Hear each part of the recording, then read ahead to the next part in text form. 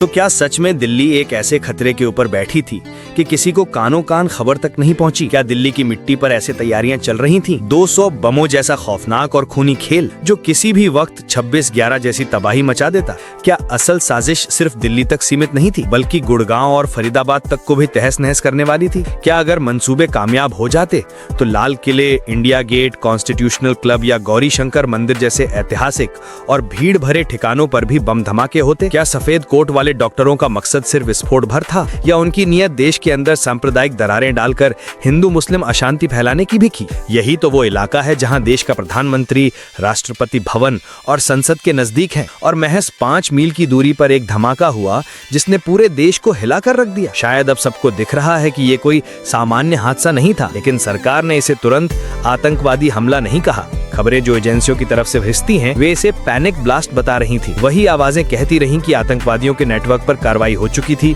Jammu Kashmir police ने कई सुराग काटे, गिरफ्तारी हुई, विस्फोटक बरामद हुए और एक बड़े खतरे को टाला गया। परंतु जैसे जैसे जानकारियां बाहर आ रही हैं, सवाल उठते हैं, क्या पाकिस्तान के किसी संगठन के इशारे पर हमारे बीच बैठे कुछ गद्दारों ने देश में व्यापक दहशत फैलाने की गहरी साजिश रची थी? खबरें बताती हैं कि एक कार में विस्फोट हुआ, जो हम में से कई लोग I-20 के रूप में जानते हैं, मगर आरोपियों ने कम से कम 2 और गाड़ियां भी छिपा कर रखी थी। एक गाड़ी का नंबर अब सामने आ चुका है। तो क्या और भी लोगों की मौजूदगी है जो खुलेआम घूम रहे हैं? क्या जानबूझकर किसी ने कश्मीरी डॉक्टरों को चुना इसलिए कि डॉक्टरों पर शक कम होता है? जो जांच चल रही है उसमें मुजम्मिल का नाम सामने आता है और वो दावा करता है कि 26 जनवरी पर लाल किले पर हमला होना था। तिथियां और जगह देखिए, 26 जनवरी वो दिन जब पूरा देश तिरंगे के नीचे खड़ा रहता है। 26/11 जैसी दहशत की तर्ज पर NCR को हिलाने की योजना थी। ये सोचकर ही रोंगटे खड़े हो जाते हैं। ये डर बढ़ता है कि अगर जम्मू कश्मीर पुलिस ने जो लीड पकड़ी और सतर्क कार्रवाई नहीं की होती, अगर आदिल जैसा आदमी कैमरे में नहीं पकड़ा जाता, अगर सही समय पर जागरूकता नहीं दिखाई जाती,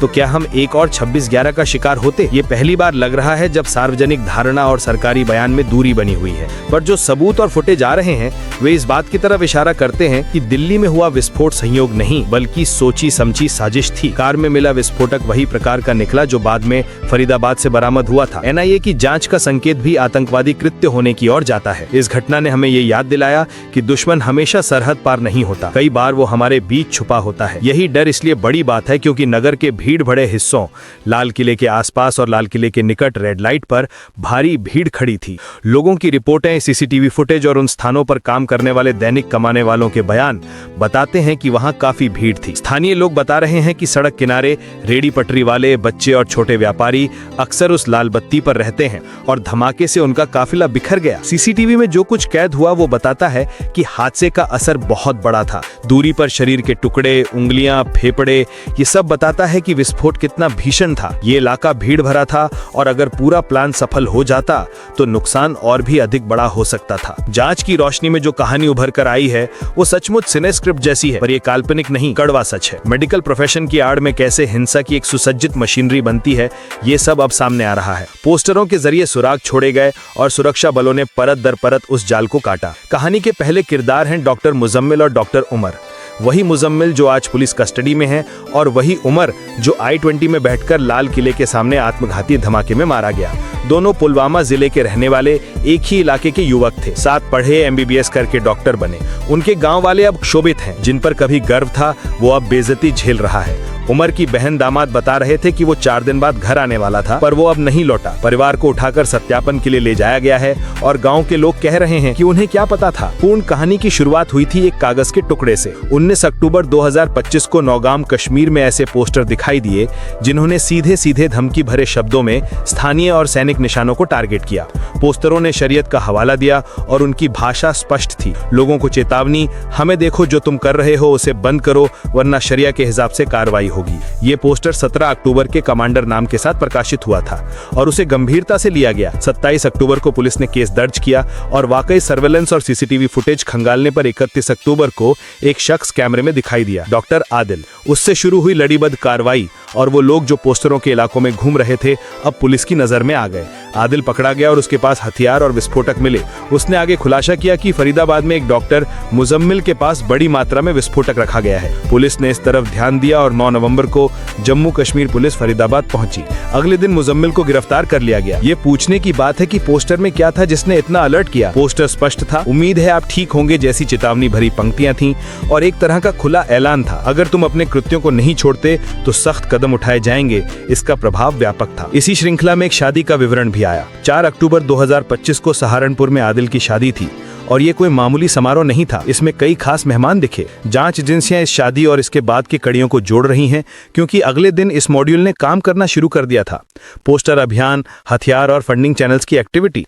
आदिल लॉजिस्टिक्स और फाइनेंस की भूमिका निभा रहा था और योजना ये थी कि मेडिकल पेशे की आड़ में फंडिंग और ट्रांसपोर्ट चैनल बनाए जाएं क्योंकि डॉक्टरों पर शक कम ही होता है, इसलिए ये आड़ उपयोगी थी। इस पूरे मामले में एक और नाम प्रमुख है, डॉक्टर शाहीन सैयद। वो इलाहाबाद से MBBS करके कानपुर मेडिकल कॉलेज में कई साल तक असिस्टेंट प्रोफेसर रहीं। 2021 में उन्होंने नौकरी छोड़ दी और गायब हो गईं। बाद में वे किसी महिला कट्टरवाद के संगठन के संपर्क में आईं और कथित तौर पर उन्हें महिलाओं के बीच कट्टरतावाद फैलाने का काम सौंपा गया। कहा जा रहा है कि उनके जरिए स्लीपर सेल और ब्रेन वॉश का काम चलता था और कथित तौर पर बाहरी फंडिंग और लॉजिस्टिक्स भी पाकिस्तान से मिला करता था। शाहीन को मुजम्मिल की साथी के रूप में भी देखा जा रहा है। उनके परिवार के लोग अब परेशान हैं और परहेज कर रहे हैं।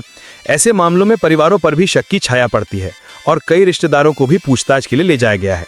फरीदाबाद के अल्फाला विश्वविद्यालय का नाम इस केस में बार बार उभरा है और ये चौंकाने वाला है कि किस तरह किसी शैक्षणिक संस्थान के भीतर से इतने लोग निकल आए। सवाल उठता है कि क्या विश्वविद्यालय की व्यवस्थाओं ने सचमुच अनदेखी की या कहीं सुनियोजित फंडिंग और बाहरी संपर्कों का असर रहा। खबरें कहती हैं कि इस संस्था को अरब से प्रायोजन मिलता था, साल में एक बार कुछ लोग आते थे और ये शक पैदा करता है कि कहीं यही स्रोत आतंकी गतिविधियों का सहारा तो नहीं दे रहा था। हालांकि विश्वविद्यालय के हर सदस्य को गुनहगार कहना गलत होगा, पर बड़ी संख्या में संदिग्ध कड़ियां मिलने से वो संस्था संदेह के घेरे में आ गई है। ये तथ्य कि MBBS की मान्यता 2019 में मिली और उसी के भीतर पढ़ाने सिखाने वाले लोग उस रास्ते पर चले, ये चिंता बढ़ाता है कि पढ़े लिखे लोग जिन पर समाज की बड़ी उम्मीदें टिकी होती हैं, वो इस तरह की राह क्यों चुन ले। क्या ये पूरी तरह ब्रेन वॉश का नतीजा था या कुछ ने जानबूझकर डॉक्टर बनकर अपनी असली पहचान छिपाई? इन सवालों का जवाब आने वाली जांच में छिपा है, पर चिंता की बात यह है कि पढ़े लिखे आतंकवादी समाज के लिए बेहद खतरनाक होते हैं। उनकी समझदारी और शार्प दिमाग व्यवस्था को बड़ी चोट पहुंचा सकती है। इसीलिए जम्मू कश्मीर पुलिस की वो छोटी सी लीड, एक पोस्टर और CCTV फुटेज इतनी अहम निकली। अगर वो लीड ना मिलती, अगर आदिल पकड़ में ना आता और मुजम्मिल की गिरफ्तारी ना होती, तो पूरी कहानी किसी बड़े हादसे में बदल सकती थी। ये जीत एक पड़ाव मात्र है, अभी भी बहुत कुछ करने की जरूरत है। अल-फलाह जैसी संस्थाओं की जांच, उनके फंडिंग स्रोतों की पड़ताल, जिहादी ब्रेन वॉश की जड़ों को काटना, ये सब महत्वपूर्ण कदम है। हमें ये भी समझना होगा कि दुश्मन बंदूक के अलावा भी आता है, सफेद कोट पहने, भरोसे के घेरे में आकर, और इसीलिए सतर्कता जरूरी है। अंत में सतर्क रहिए, अपने आसपास ध्यान दीजिए और किसी भी संदिग्ध बात की जानकारी स्थानीय अधिकारियों को दीजिए। यही इस मुश्किल घड़ी में सबसे उपयोगी कदम होगा।